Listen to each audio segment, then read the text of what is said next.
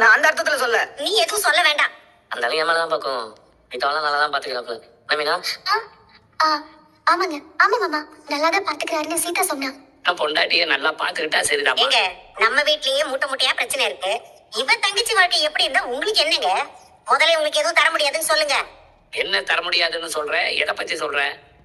அதான் சொன்னானே, இவன் ஃப்ரெண்ட காப்பாத்த 5 லட்சம் ரூபாய் வேணும்னு.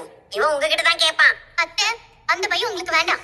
மாமா கிட்ட இவர் பணம் எல்லாம் கேட்க மாட்டாரு. இவன் தான் கேக்குறானே, இந்த கர்ணப்பிரபு எடுத்து கொடுத்துருவாரே. வாழ்க்கையில ஒருத்தருக்கு ஒருத்தர் உதவி செஞ்சுதான் வாழணும்.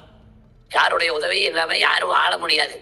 நீங்க உதவி பண்றதுக்கு நமக்கு நீங்க கொட்டி வைக்கல. கண்டவனுக்கெல்லாம் வாரி கொடுக்க முடியாது. நீ ஒன்னும் கவலைப்படாதீங்க.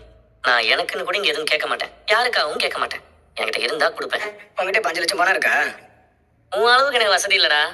ஊரை சுத்தி உன்ன மாதிரி கடன் வாங்குறதுக்கு எனக்கு தெரியாது. செல்வம் நல்லவன். அவன் கடவுள் வழிகட்டாம போறாரு. ஏன் நீ கடன் வாங்கி கொடுக்க போறியா? நீயே டியூல தான் வண்டியை ஓட்டிட்டு இருக்க. உனக்கு எப்படியும் கடன் கொடுக்கறவங்களே நிறைய தெரிஞ்சிருக்கும். ஆமா அத்தை, நம்ம வீட்டுக்கு ஒரு பினான்சியர் வந்தாரே, எங்க மூத்த பையன் கூட கடன் வாங்கிருக்காருல்ல, அந்த பினான்சியர் கூட இவருக்கு நல்லா தெரிஞ்சவர் தான். என்னடி மனோஜ் கடன் வாங்கியிருக்கான்னு குத்தி காட்டுறியா? நான் குத்தி எல்லாம் காட்டல அத்தை. இவரை பத்தி ஏன் இப்படி பேசுறீங்க? இவர் ஒன்னும் சும்மா இல்ல, உழைச்சுதான் சம்பாதிக்கிறாரு. பாத்தீங்களாங்க இவ எப்படி பேசுறான்னு? மரியாதை எனக்கு ஏதாவது கொடுக்குறாளா?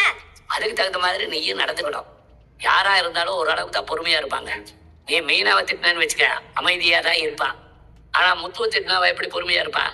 எந்த பொண்ணா இருந்தாலும் புருஷனை திட்டினா அவளுக்கு கோபம் வரத்தான் செய்யும். அது உனக்கு இல்ல, பட் எதிர்பார்க்கலாமோ? இவன் எதுக்கு அந்த பைனான்சியரை பத்தி பேசுனா? நாங்க பணம் கடன் வாங்குறது உங்களுக்கு தெரியுமா? இந்த வீட்டுல நான் சொல்லி என்ன நடக்குது? என்னமோ செய்யுங்க. ஆனா பணம் கேட்டு என்கிட்ட யாரும் வராத வரைக்கும் நல்லது. ஏய் எழுந்து வாடா.